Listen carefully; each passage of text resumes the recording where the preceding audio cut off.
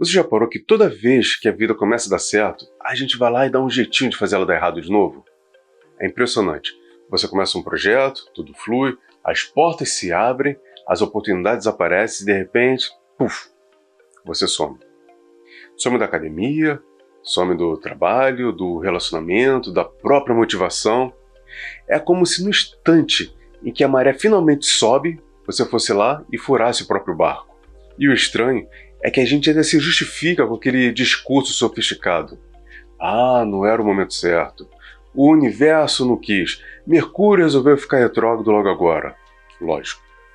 O universo é esse vilão de desenho animado que adora te sabotar pessoalmente. Justo você, que ele nem sabe o CPF. Mas e se o problema não for o universo, nem o azar, nem o alinhamento dos astros? E se o problema for você mesmo, sabotando tudo o que você diz querer?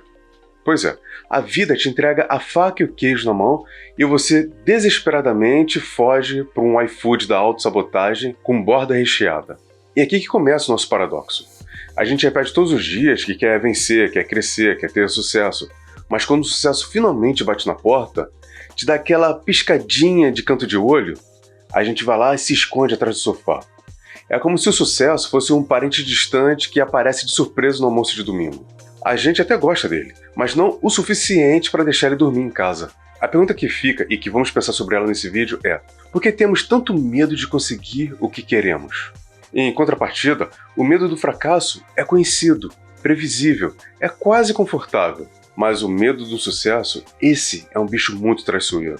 Ele não fica gritando, ele sussurra no seu ouvido. Ele não te paralisa pela força, ele te convence a parar. Ele fala baixinho: melhor não arriscar, você ainda não está pronto, espera mais um pouco.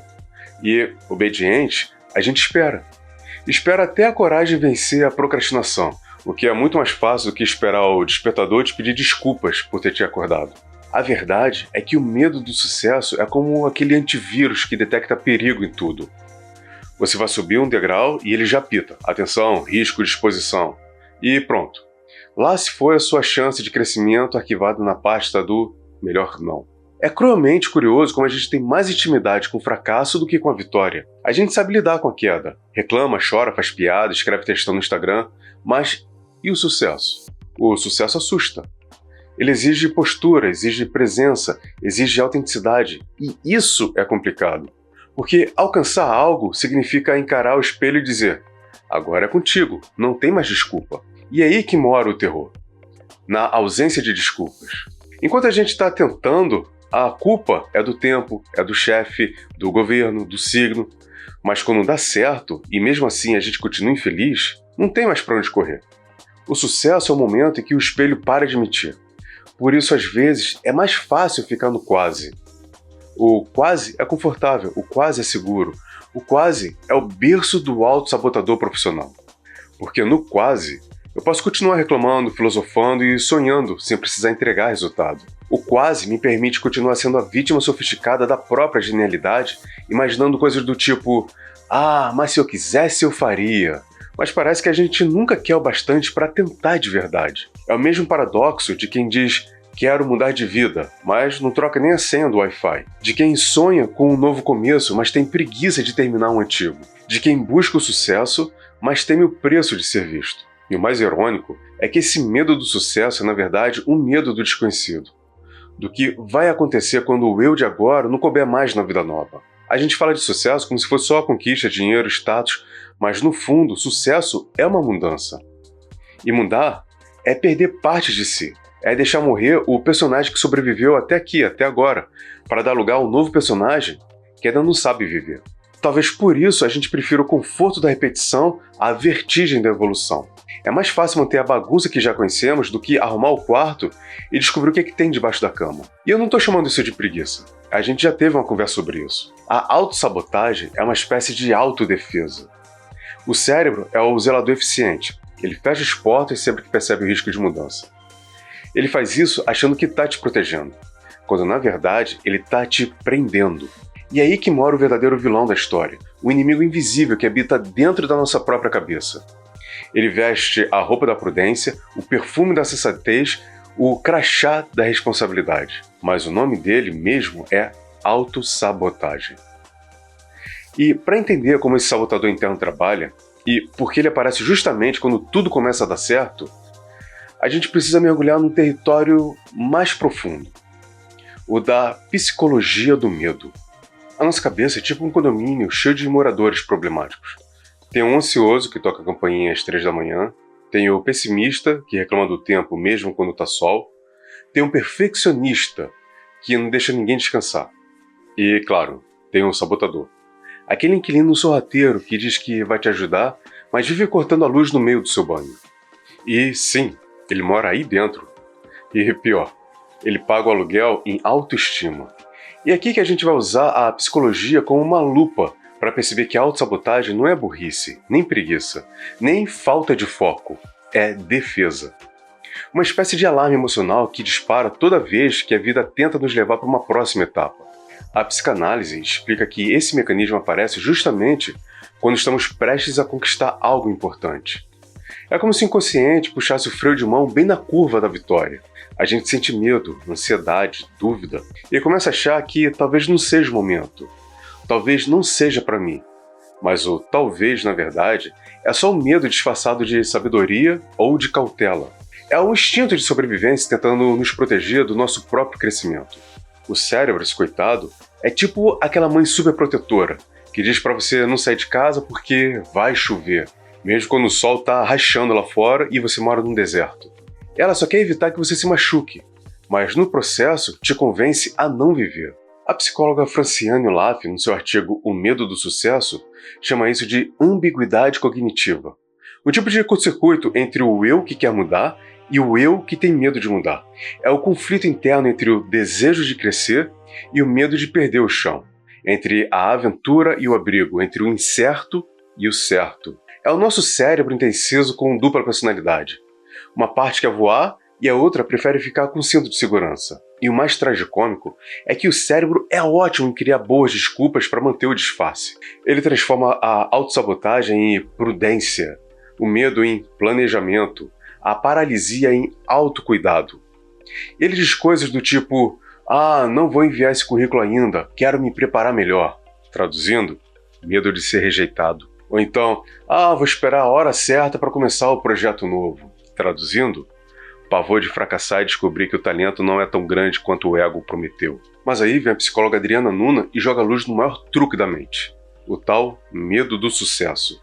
Segundo ela, às vezes, a autossabotagem não é para evitar o fracasso, mas para evitar o próprio sucesso. Porque o sucesso muda tudo, e mudar, além de dar trabalho, dá um medo terrível. O sucesso exige responsabilidade, maturidade, constância. É o momento que a vida diz: pronto, agora é contigo. E a gente, tremendo de medo, responde: opa, comigo não, eu estava só testando. Por isso é tão comum aquele fenômeno. Você chega perto de algo bom e, misteriosamente, surge um problema, um imprevisto, uma distração, uma doença súbita chamada falta de vontade. A psicanálise chamaria isso de resistência inconsciente.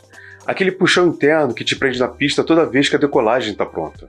É como se houvesse dentro de nós um programa antivírus instalado desde a infância, cheio de crenças limitantes e mensagens do tipo: você não é bom o bastante, você não merece tanto, não é seguro ser visto, fica quietinho aí que é mais garantido. Essas vozes são herdadas da família, da escola, da cultura e criam uma barreira invisível entre quem somos e quem poderíamos ser. Elas nos fazem acreditar que o sucesso é perigoso, que ser feliz é arriscado demais. E assim a autossabotagem vira um ciclo. A gente sofre por não crescer, mas também tem pavor de crescer. É um loop de dor e medo que o cérebro vende como segurança. Um drama psíquico que poderia muito bem ser dirigido por David Lynch, com a diferença que aqui o vilão e a vítima dividem o mesmo corpo. E, claro, a sociedade aplaude. Aplaude porque vivemos em tempos em que o fracasso virou um estilo de vida. Todo mundo romantiza a bagunça emocional com frases de Pinterest. Tô me respeitando, tô no meu processo, tô me desconstruindo. Assim, nada contra o processo. O problema é quando o processo nunca termina. A verdade é que a autossabotagem é o álibi perfeito do medo. Ela te permite parecer consciente enquanto continua preso. Te permite falar de autoconhecimento enquanto foge da prática. Te permite filosofar sobre mudança enquanto se esconde na própria transformação. E esse é o ponto mais cruel. A gente se acostuma a perder para nós mesmos. Vira a nossa rotina, vira a nossa identidade. Mas será que o problema é só psicológico mesmo? Será que tudo isso é apenas uma questão de sinapse, neurotransmissores, de traumas infantis? Ou será que existe algo muito mais profundo, um conflito existencial, um embate entre o que desejamos ser e o que acreditamos merecer? Porque no fim o cérebro ele só está executando ordens. Quem manda mesmo é o eu. Esse ser dividido entre o desejo e o medo, entre o sonho e a culpa, entre o impulso de crescer e a necessidade de se manter inteiro. Talvez o que chamamos de autossabotagem seja, no fundo, um espelho rachado da nossa própria identidade. E é exatamente por isso que o próximo passo ele não é clínico, ele é filosófico. Porque antes de tentar vencer o medo, precisamos entender quem é que está com medo. Dizem que o espelho nunca mente. Isso é mentira. O espelho mente o tempo todo, a diferença é que ele sabe mentir. Ele reflete o corpo, mas omite o abismo. Ele mostra o rosto, mas disfarça o conflito. A verdade é que o espelho é o maior cúmplice da nossa crise de identidade. Ele nos devolve uma imagem estática, quando por dentro está tudo em movimento. Então é o nosso trabalho olhar para esse jogo de reflexos e rachaduras para olhar o vazio e entender ele quanto pensamento. Porque, convenhamos, o problema da autossabotagem não está apenas no que fazemos, mas em quem acreditamos ser. O filósofo dinamarquês Søren Kierkegaard dizia que o ser humano vive em desespero.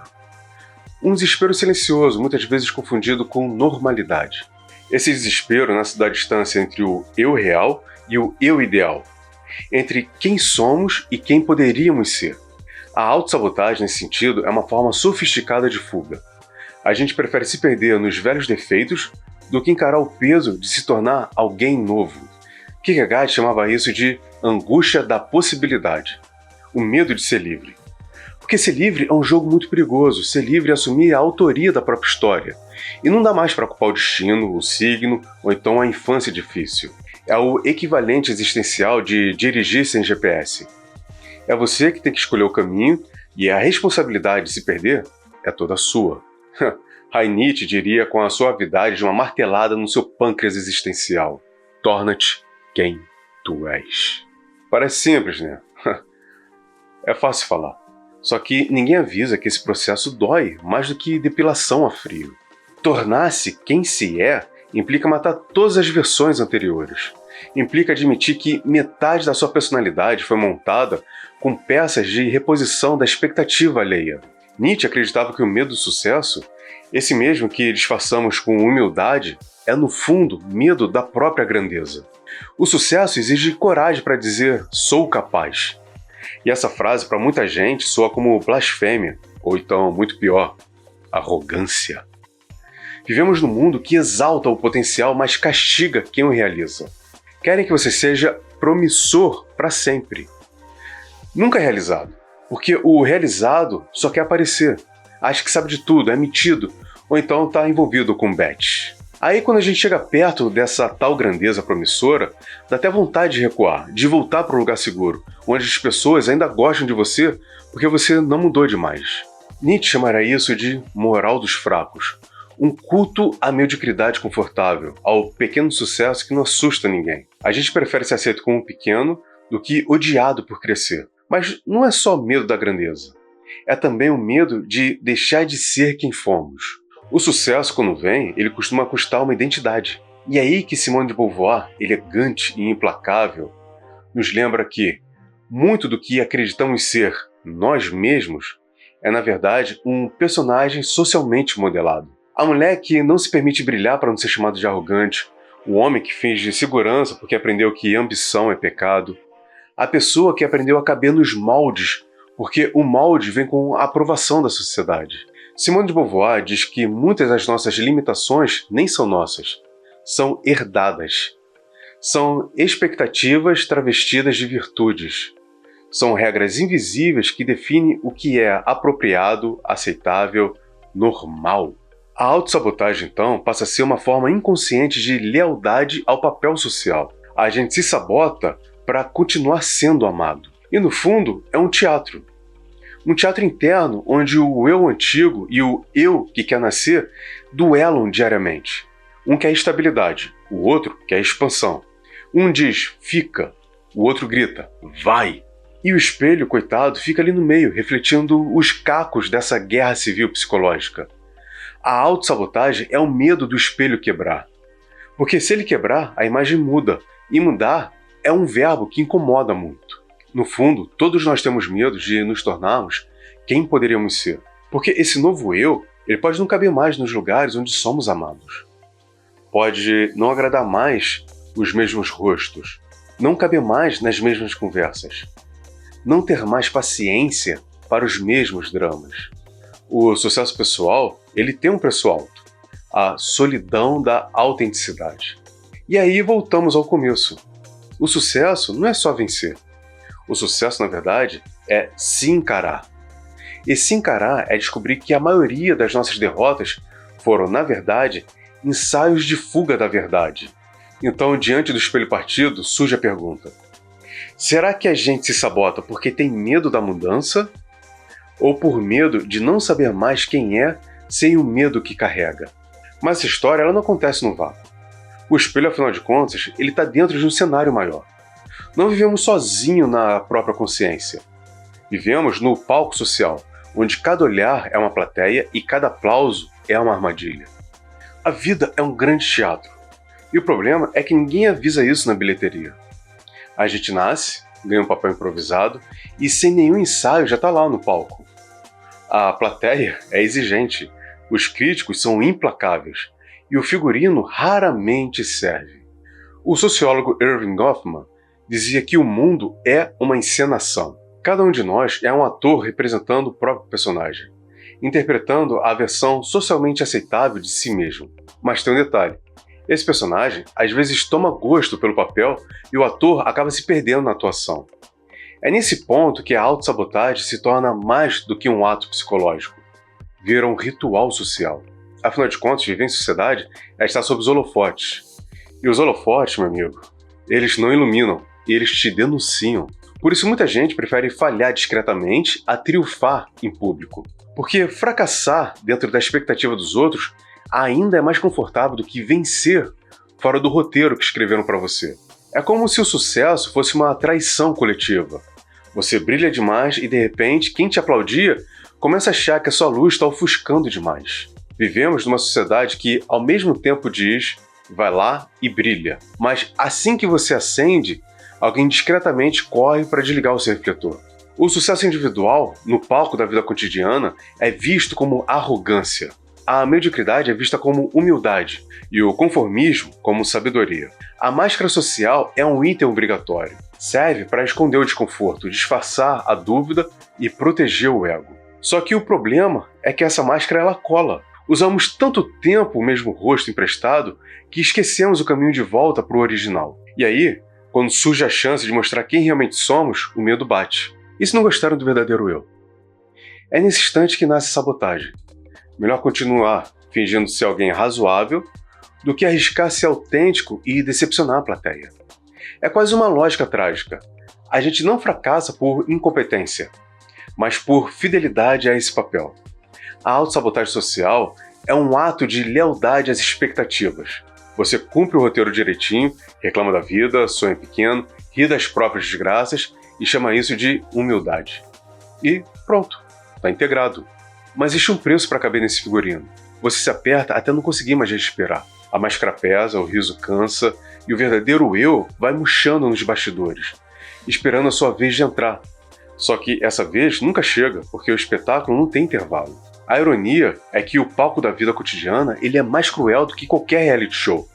Aqui, todo mundo julga, mas ninguém se apresenta. A plateia está lá, exigindo autenticidade, mas elimina quem ousa ser autêntico demais. É o paradoxo da era da performance.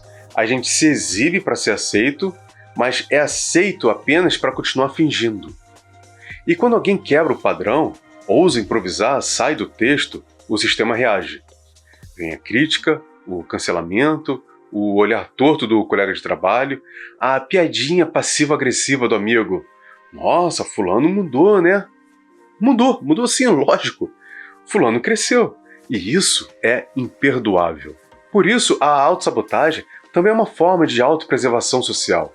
A gente boicota o próprio sucesso para continuar pertencendo. É o medo de ser diferente no grupo dos iguais, de ser o destaque na turma dos discretos, de ser o protagonista da própria história no mundo que prefere coadjuvantes. E tem mais.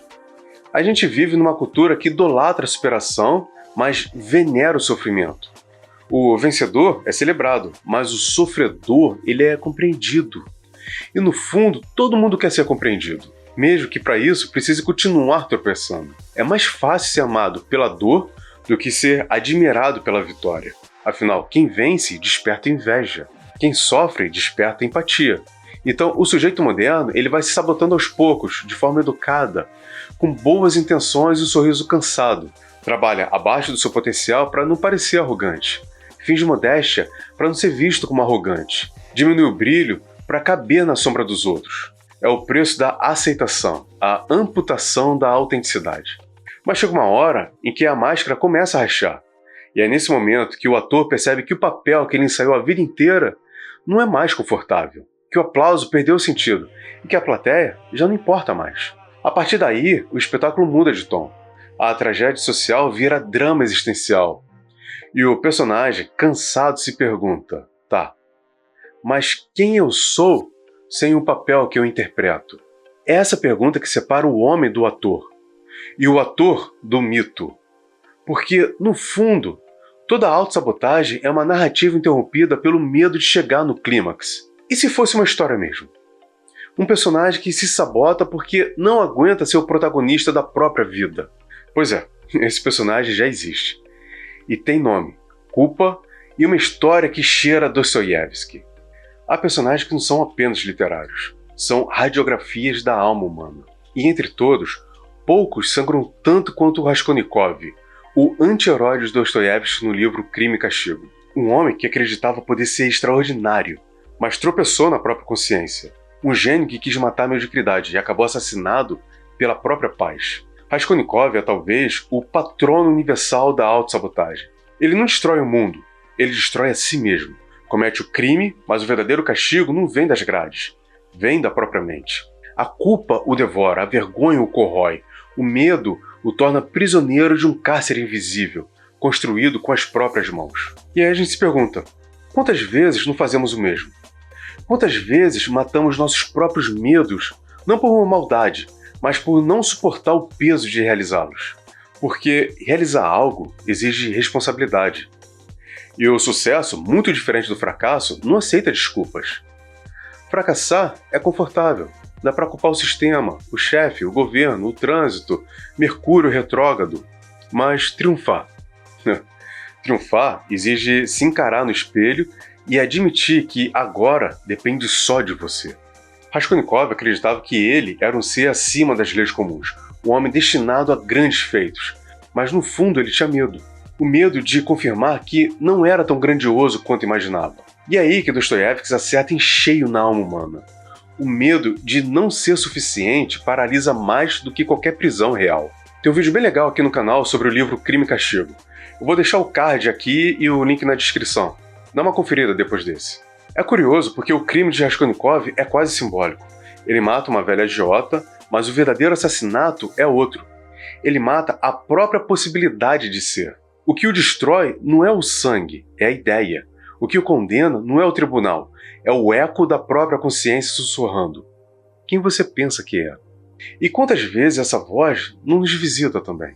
Ela surge disfarçada de prudência, de humildade, de bom senso, mas, na verdade, é a culpa mascarada de virtude. O veneno mais elegante que a mente já produziu. A gente se convence de que não merece tanto, de que não é hora, de que não tem talento suficiente e pronto, a sentença já está dada. Sem crime, sem juízo, mas com a mesma punição, a prisão do quase. O quase é o cárcere mais confortável da humanidade. É uma cela com ar-condicionado e vista para o abismo. Ali dentro, você não sofre a vergonha do fracasso, nem o fardo do sucesso. Você apenas existe, equilibrando-se entre o que poderia ser e o que você nunca será. Raskolnikov, no fundo, é cada um de nós quando sabota o próprio destino por medo de encarar a própria grandeza. E o que dizer da nossa culpa? essa âncora polida que carregamos como se fosse uma medalha. Dostoiévski entendia bem. A culpa dá sentido à dor. Ela transforma o erro em penitência, o remorso em propósito. É quase uma forma de se manter humano no mundo desumano. Mas também é uma forma sutil de se punir por ousar sonhar demais. Porque, convenhamos, a sociedade adora um arrependido. O pecador que se autoflagela é mais admirado do que o santo que se realiza. O Marte é aplaudido, o bem-sucedido é suspeito. E assim seguimos, idolatrando o sofrimento como se fosse virtude. Raskolnikov, com seu olhar febril e delírios de grandeza, é o espelho literário do nosso auto-boicote contemporâneo. Um sujeito que se castiga antes mesmo de ser condenado. E talvez o maior crime que cometemos seja esse: matar a possibilidade de ser feliz, antes mesmo de tentar. Dostoiévski escreveu um romance sobre um homem dividido entre a culpa e o desejo. Mas poderia muito bem estar descrevendo a timeline de qualquer um de nós. Essa multidão de culpados sem crime, sabotadores sem vítimas, santos do arrependimento. No fim, Raskolnikov, ele não é apenas um personagem. Ele é uma metáfora viva. Ele nos mostra que o castigo mais doloroso não vem da sociedade, não vem de Deus, nem da polícia. Vem da nossa própria recusa em aceitar o direito de ser extraordinário. E talvez exista uma saída pra gente. Talvez exista um jeito de romper o ciclo, quebrar o feitiço da culpa e finalmente parar de se esconder de si mesmo. Mas será que dá para sair desse labirinto mental? Ou estamos condenados a viver no eterno quase? Chega um momento em que o labirinto mental cansa. A culpa perde o glamour, o arrependimento perde o brilho, e o quase começa a feder a mofo existencial. É nessa hora que nasce o contrafeitiço, não aquele ritual de autoajuda que promete riqueza, sucesso e uma nova versão de você em 7 dias úteis, mas o ato mais radical de todos, o de se enxergar de verdade. O autoconhecimento é o primeiro passo, mas não como vendem por aí. Não é ficar postando mantra no Instagram, nem comprar cristal de signo. É encarar o espelho sem filtro, sem legenda, sem justificativa. É olhar para dentro e admitir: eu me saboto, sim. E às vezes é porque eu tenho medo de dar certo demais. É ter coragem de se ouvir sem trilha sonora de meditação. Porque autoconhecer-se não é sobre se tornar iluminado. É sobre iluminar as próprias sombras e perceber que algumas delas até fazem parte do cenário. Mas o segundo passo é mais difícil e mais bonito. São as ações conscientes. Não aquelas grandiosas cinematográficas com um discurso motivacional no fundo e cabelos ao vento. São as pequenas e até minúsculas ações. Acordar e não apertar o soneca. Cumprir uma promessa que ninguém vai ver. Escrever aquele e-mail que você vinha adiando há semanas. Esses gestos são os tijolos da reconstrução. Porque o cérebro, esse sabotador de plantão, ele precisa de provas. E cada pequena vitória é uma prova de que você não está mais fugindo de si mesmo. O problema é que a gente quer se curar como quem quer emagrecer comendo pizza, sem esforço, sem desconforto e com uma sobremesa. Mas o contrafeitiço da autossabotagem, ele não vem em cápsula, ele vem em crises. É o desconforto de perceber que não tem atalho, que o único caminho para sair do labirinto é atravessar esse labirinto. E sim, vai doer, mas dói menos do que continuar vivendo no eterno quase.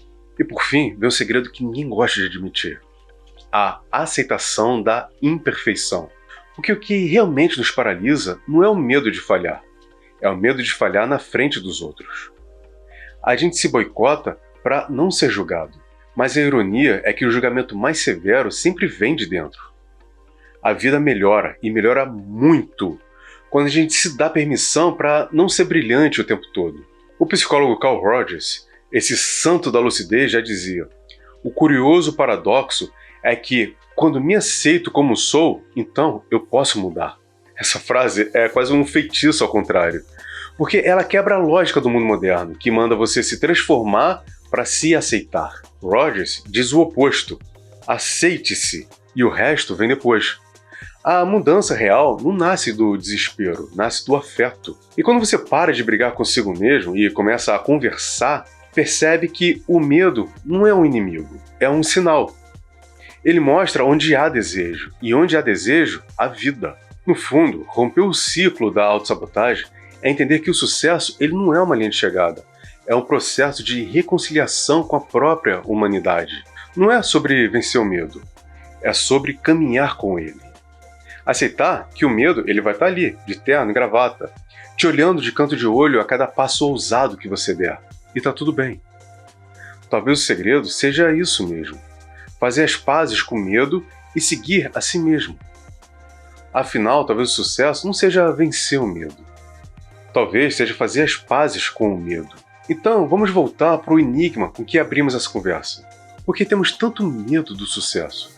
Não existe aqui um monstro externo, existe uma janela que nos obriga a olhar para dentro. O sucesso não é apenas troféu, conta bancária ou selfie em efeito ultravioleta com um famoso. O sucesso é convicção. É um instante que o roteiro que usamos como desculpa acaba e só sobra você com suas mãos sujas de vida. E isso assusta. Então, se você prefere uma resposta curta, temos medo do sucesso porque o sucesso nos obriga a encarar quem realmente somos, sem desculpas, sem máscaras, sem texto decorado.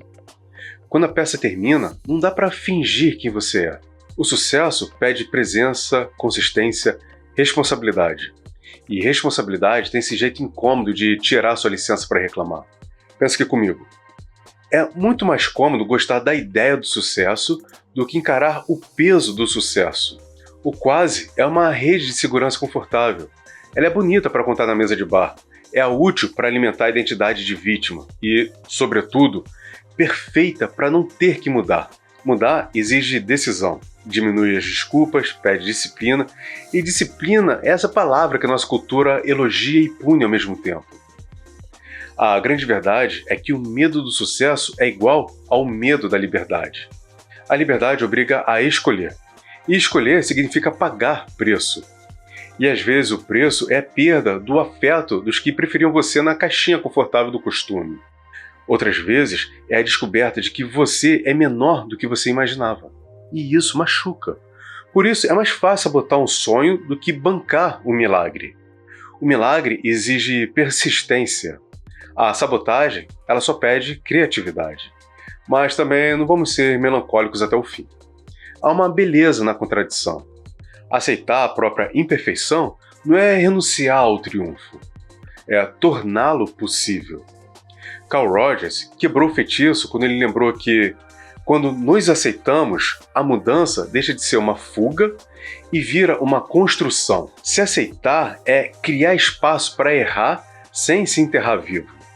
É tirar o peso da culpa e usar a experiência como tijolo. Então qual é o final desse filme? Não aquele hollywoodiano e polido, mas o verdadeiro. O sucesso pode ser a escolha de ser imperfeito com perseverança. É acordar, tropeçar, levantar, admitir que ainda dói e seguir em frente. É dar pequenos passos conscientes quando a mente sugere a rota do melhor esperar. É celebrar as vitórias minúsculas, essas que ninguém vai ver no feed, mas que o seu cérebro registra como prova. Se você chegou até aqui, você já fez o primeiro movimento, ouvir. Ouvir suas contradições, seus medos, seus desejos, e isso já é o início de coragem. Agora um convite sincero. Pensa um pouco mais. Reflita. Reflita sobre qual história interrompida você anda salvando na gaveta por medo do julgamento, medo da mudança ou da própria grandeza. Escreve nos comentários. Vamos muito mais longe no diálogo do que nas incertezas solitárias. Diga qual foi a pequena ação consciente que você prometeu e se já fez. Compartilhe a sua experiência. A comunidade cresce quando a honestidade vira moeda. Se você curtiu esse devaneio, curte, se inscreve, compartilhe com quem está sempre se sabotando em nome da modéstia. Mas eu também posso estar completamente errado. Então, pense sobre isso, fique bem e beba água. No fundo, o sucesso é aquele parente distante que a gente até quer ver, mas morre de medo que ele venha passar as férias na nossa casa. Porque ele chega assim, sem avisar. Abre a geladeira da alma e pergunta: e aí? Cadê aquele sonho que você me prometeu? E pronto, bate pânico. A gente prefere muito mais o fracasso, que é mais educado. Ele chega, tira o sapato e diz: relaxa, não era para ser mesmo. O sucesso não. Ele exige banho, coragem, e a sua terapia em dia. No final das contas, a autossabotagem é isso. É um jeito elegante de não ter que lidar com a própria potência. Mas quer saber? Que se dane. Se for para tropeçar, que seja no degrau do sucesso. Porque errar tentando brilhar é bem mais bonito do que acertar no quase. Se você chegou até aqui, parabéns, sobreviveu a mais um mergulho filosófico sem boia. Aí você tem mais um vídeo para entender a cabeça humana e um outro para perder o resto da sanidade. No meio tem um botão para se inscrever nesse hospício todo. Pode apertar antes que o medo te convença do contrário. Muito obrigado pela sua companhia, bom dia, boa tarde, boa noite, boa sorte. Até a próxima.